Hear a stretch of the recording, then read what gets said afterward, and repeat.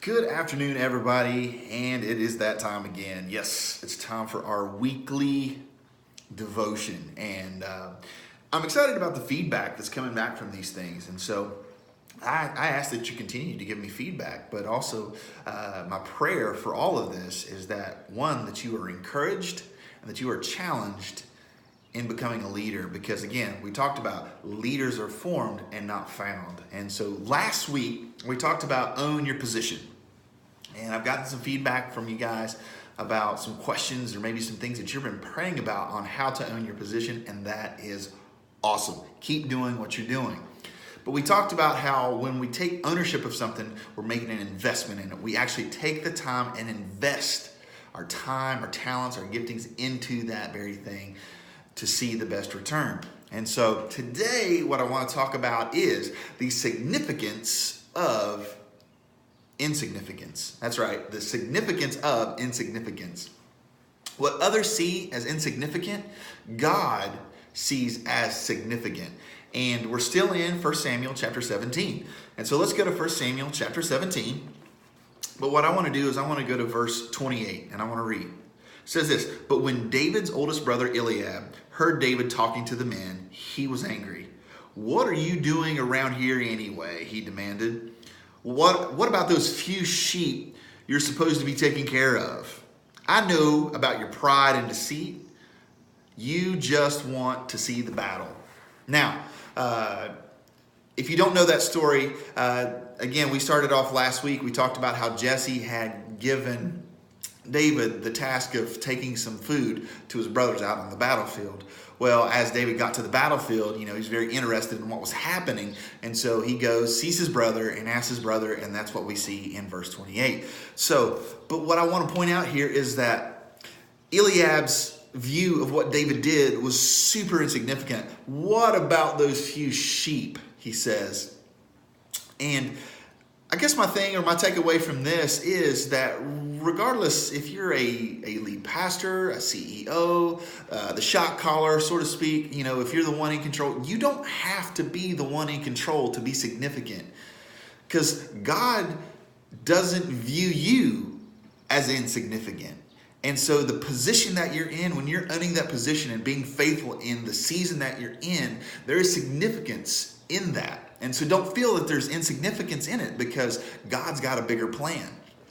And so God hasn't labeled you as insignificant, so don't let anybody else give you that label, because God has a plan for you. Each part of the body is crucial for the growth and development of the kingdom of God.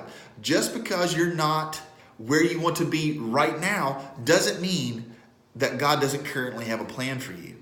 God has a plan for each and every one of us. And so do not view what you're doing right now in this season as insignificant. There's always something that we can learn from the season that we're in. And so the next thing I want to do is I want to go on down, 1 Samuel 17. I want to go down to verse 32 now. And it says this. This is David talking. "Don't worry about this Philistine," David told Saul. "I'll go fight him." Then Saul says this. He says, "Don't be ridiculous," Saul replied. "There is no way you can fight this Philistine and possibly win. You're only a boy, and he's been a man of war since his youth." Now, obviously David is talking to King Saul about Goliath. Goliath had been taunting the Israelite army for days and days and days. And finally, David said, "Look, I'm not about this business. He is defying the army of Israel and God's people and my God." And so he wants to do something about it. But we see now that not only was his family or his brother giving him a hard time, but now we see the king giving him a hard time, saying, "You're just a boy, but this guy, he's huge, and he has been a man of war since youth. Like, what are you going to do? You couldn't possibly win." And so here's the deal. Haters are going to hate regardless. So be secure in the fact that God will be faithful to finish the work that he has started in you. You have to do that. As leaders, we have to understand that God will finish the work that he has started in us as long as we are faithful in being obedient to what he's called us to do. Saul looked at David as only a boy. He did not see the significance in his character or the preparation that had gone into his life.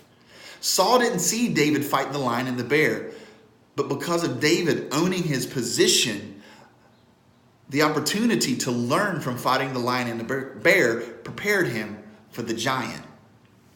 You know, we all face giants in our lives. That's just a reality.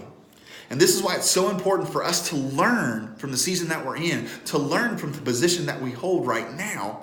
Because when we learn from the lion and the bear, then we are prepared and in position to defeat the giants in our lives. Don't allow the enemy to lie to you through friends, family, co-workers, bosses, whatever like that, and diminish your significance, because reality is you are significant. Why? Because God has placed significance on you. And so when you feel that what you're doing right now, whether you're in the nursery, whether you're in guest services, whether you're as a greeter, whether you are a pastor, no matter what it is, do not feel that you are insignificant, because God has placed significance on you and no one can take that away from you. You got that? Because there is significance in the insignificant.